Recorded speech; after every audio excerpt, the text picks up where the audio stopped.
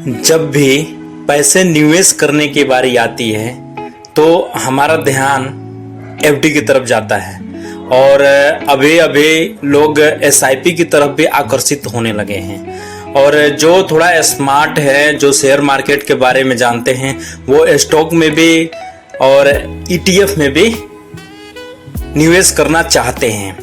और जो नहीं जानते हैं वो सीखना चाहते हैं कि आखिर में एसआईपी क्या है, एफडी क्या है, या स्टॉक में पैसे हम कैसे लगाते हैं, या ईटीएफ क्या है और कैसे हम पैसे लगाते हैं। तो अगर आपने मेरा पुराना वीडियो देखा होगा कि एसआईपी और ईटीएफ में क्या अंतर है, या एसआईपी या एफडी में क्या अंतर है और किस में निवेश करना हमारे लिए उचित रहेगा, तो हम इस वीडियो देखने के बाद से आप वो वीडियो जाके देख लेना।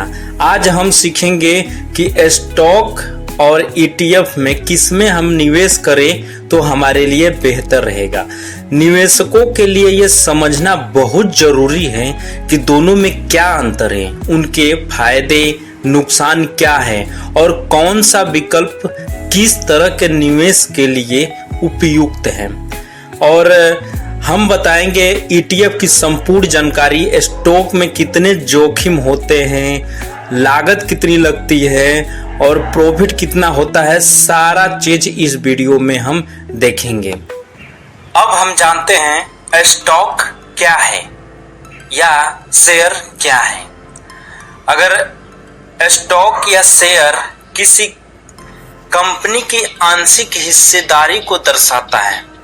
जब आप किसी कंपनी के स्टॉक खरीदते हो या शेयर खरीदते हो तो आप उस कंपनी के हिस्सेदार बन जाते हो। उदाहरण के लिए हम समझते हैं, अगर आपने रिलायंस इंडस्ट्री के 10 शेयर खरीदे हैं तो आप उस कंपनी के शेयर धारक या शेयर होल्डर बन जाते हैं। इसका मतलब कि आपको कंपनी के मुनाफे में हिस्सेदारी मतलब डिविडेंड मिल सकता है, और शेयर की कीमत बढ़ने पर पूंजी लाभ मतलब कैपिटल गेन भी हो सकता है, और कंपनी को लॉस होने पे आपको भी लॉस हो सकता है। ये रही स्टॉक के बारे में।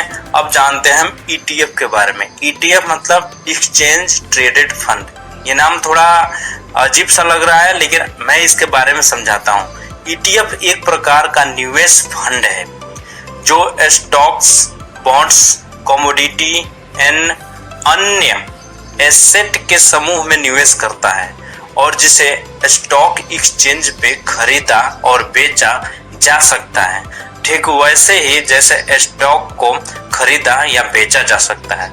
इसके भी उदाहरण हम समझ लेते हैं। निफ्टी 50 ईटीएफ निफ्टी 50 इंडेक्स में शामिल सभी 50 कंपनियों में निवेश करता है। इसे खरीदने से आप इन सभी कंपनियों में एक साथ निवेश कर सकते हो। मतलब आप अगर निफ्टी 50 का ईटीएफ मतलब निफ्टी 20 को खरीदते हो तो आप निफ्टी 50 मतलब निफ्टी के 50 कंपनी जो है उसमें निवेश एक बार में कर सकते हो। आगे हम और भी समझेंगे। आपने स्टॉक और ईटीएफ में अंतर तो समझ लिया। अब एक नाम सुना होगा आपने, डाइवर्सिफिकेशन। ये कोई स्टॉक में ट्रेड कर रहा है तो उसके नाम सुना होगा, या अगर आप न्यूज़ सुन रहे हो तो उसमें आपने सुना होगा।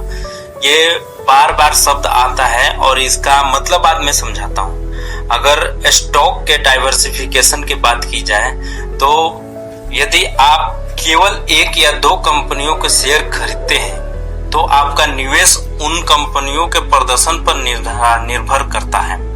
यदि कोई एक कंपनी घाटे में चली जाती है तो आपका निवेश भी प्रभावित होता है। मतलब किसी कंपनी को आपने खरीदा, मान लो रिलायंस को ही खरीदा है, रिलायंस का तिमाही रिपोर्ट अगर नेगेटिव आ जाती है मतलब कंपनी घाटे में दिखता है तो उससे आपको लॉस होता है। आपने ये अगर स्टॉक के बारे में जानते हो तो आपको ये बात की पता होगी।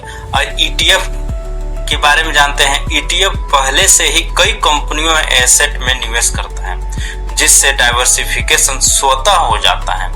इसका मतलब यह है कि एक दो कंपनियों के खराब प्रदर्शन से पूरे निवेश पर बहुत ज्यादा असर नहीं पड़ता है।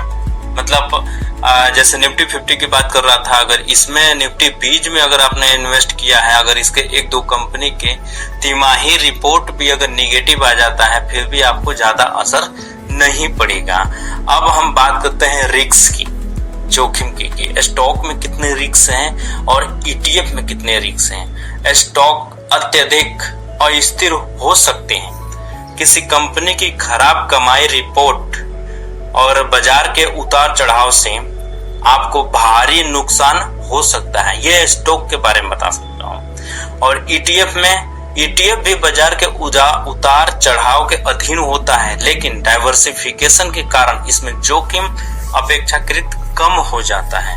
मतलब अभी मैं बात करूं कि जो अप्रैल तक मार्केट गिरा था, अगर आप शेयर मार्केट देखते हो या जो देखता है उससे अगर पूछोगे ना, तो अगर अप्रैल तक मार्केट गिरा था, उसमें देखोगे स्टॉक्स 30-30, 35-35, 40-40% गिर गया था, लेकिन ETF मात्र 20-25 रुपए या 30 रुपए तक ही गिरा था। निफ्टी 20 की ही बात बता रहा हूँ, 275 रुपए पे हाई चला था और गिरते गिरते 145 तक आ गया था। बस इतने की गिरावट हुई थी, मतलब ज्यादा नुकसान नहीं हुआ था। और जब मार्केट चला तो दोबारा वो अपने हाई पे बहुत जल्दी सबसे पहले वही पहुंचा था। अब हम बात करते हैं कि स्टॉक और ETF को खरीदने बेचने पर कितने चार्ज लग सकते हैं या लगते हैं। सबसे पहले बात करते हैं स्टॉक का। आपको केवल ब्रोकरेज और कुछ टैक्स जैसे STT या GST आदि चुकाने होते हैं। कोई प्रबंधक शुल्क नहीं दिया जाता है। यह स्टॉक की बात बता रहा हूँ। ETF में भी ब्रोकरेज देना होता है, लेकिन इसके अलावा एक छोटा सा एक्सपेंस रेशियो भी देना पड़ता है जो फंड मैनेजर की फीस को दर्शाता है। उदाहरण के लिए अगर देखें तो निफ्टी 50 ETF का एक्सपेंस रेशियो 0 से 0.1% हो सकता है। मतलब स्टॉक में बेचने और खरीदने पे जो कॉस्ट लगता है, शुल्क लगता है, वो कम होता है और उसके अपेक्षा ETF में थोड़ा ज्यादा होता है, क्योंकि इसमें आप फंड मैनेजर के फीस भी शामिल होती है। अब ट्रेडिंग और लिक्विडिटी को समझते हैं कि दोनों में ट्रेड कैसे होता है और लिक्विडिटी कैसे होती है। स्टॉक और ETF की लिक्विडिटी के बारे में बात करते हैं। दोनों ही एक्सचेंज पर ट्रेड किए जाते हैं, NSE या BSE पर, लेकिन लार्ज कैप स्टॉक की तुलना में कुछ ETF की लिक्विडिटी कम हो सकती है। और स्टॉक में भी ऐसा हो सकता है कि स्टॉक में भी लिक्विडिटी कम हो सकती है। लिक्विडिटी का मतलब होता है खरीदने और बेचने वाले कितने हैं, हर पोजीशन पे है या नहीं है, इसको ही लिक्विडिटी बोलते हैं। अब हम बात करते हैं डिविडेंड के बारे में। स्टॉक की सबसे पहले स्टॉक के डिविडेंड की बात करते हैं। कई कंपनियां नियमित डिविडेंड देती हैं। यह लाभांश, यह डिविडेंड सीधे आपके खाते में आता है। मतलब आपने अगर शेयर खरीद के होल्ड किया है तो आपके अकाउंट में आ जाता है। जैसे अभी अभी बोस्ट लिमिटेड ने दिया है 512 रुपये का पर शेयर डिविडेंड दिया है। और ETF की बात किया जाए तो अगर आप ETF कर रहे हो और उस ETF मतलब 50 निफ्टी 50 में अगर आपने ETF किया है और 50 कंपनियों में से कोई कंपनी आपको ETF देती है, तो ETF पॉलिसी के अनुसार ETF में या तो उसको पुनर्निवेश मतलब दोबारा लगा दिया जाएगा या निवेशक के खाते में भेज दिया जाएगा। ये डिसाइड होता है कि आपने किस तरह का ETF लिया है। अब टैक्स की बात करते हैं कि स्टॉक खरीदने पे और खरीद के होल्ड करने पर टैक्स कितना लगता है और ETF को खरीद कर रखने पे टैक्स कितना लगता है। सबसे पहले स्टॉक की बात करते हैं। स्टॉक में शॉर्ट टर्म कैपिटल गेन मतलब 15%, यदि आपने केवल 1 साल से कम के लिए रखा है तो 15% का टैक्स लगता है। और दूसरा होता है लॉन्ग टर्म कैपिटल गेन 10% का लगता है। 1 लाख से ऊपर का अगर लाभ है तो आपको 10% का एक्स्ट्रा टैक्स देना पड़ेगा। ETF की अगर बात करते हैं टैक्स को लेके, तो ETF की कई व्यवस्था स्टॉक जैसी ही होती है, मतलब इसमें भी टैक्स देना पड़ता है। बॉन्ड या गोल्ड ETF पर अलग टैक्स नियम लागू होते हैं। अच्छा, अगर आपने बॉन्ड या गोल्ड खरीदा है तो इसके लिए टैक्स का अलग रूल है। उदाहरण से अगर समझा जाए स्टॉक और ETF के बारे में, तो मान लीजिए आपके पास 50,000 रुपए हैं और उसको आपको इन्वेस्ट करना है। तो अगर आप स्टॉक खरीदना चाहते हैं तो आपने रिलायंस खरीद लिया, TCS खरीद लिया, इन्फोसिस खरीद लिया, HDFC बैंक खरीद लिया, मतलब लार्ज कैप कंपनी आपने 4 में लगाया। लेकिन वहीं पर अगर ETF में लगाना होता तो आपने निफ्टी 50 ETF मतलब निफ्टी 20 सिर्फ 50,000 रुपए का खरीद लेते हैं और ये आपके 50 कंपनियों में एक साथ निवेश कर देता। ये होता है स्टॉक्स में और ETF में पैसे लगाने के फायदे। अब हम निष्कर्ष पे पहुंचते कि इन दोनों को समझने में हमें निष्कर्ष क्या मिला।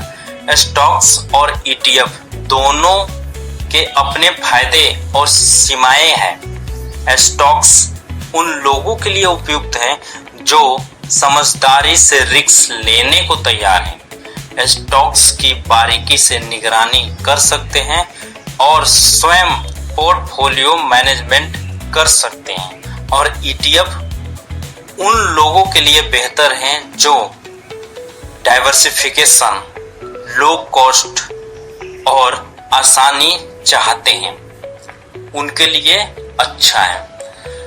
आपका निवेश लक्ष्य जोखिम सहने की क्षमता और समय प्रबंधन की सुविधा को दर्शाता है। यह तय करेगा कि आपके लिए कौन सा बेहतर है। अगर सब कुछ अच्छा लगा तो आप या तो लाइक करो या कमेंट करो। अगर नहीं अच्छा लगता है तो डिसलाइक करो और बताओ कि मुझसे क्या सीखना चाहते हो।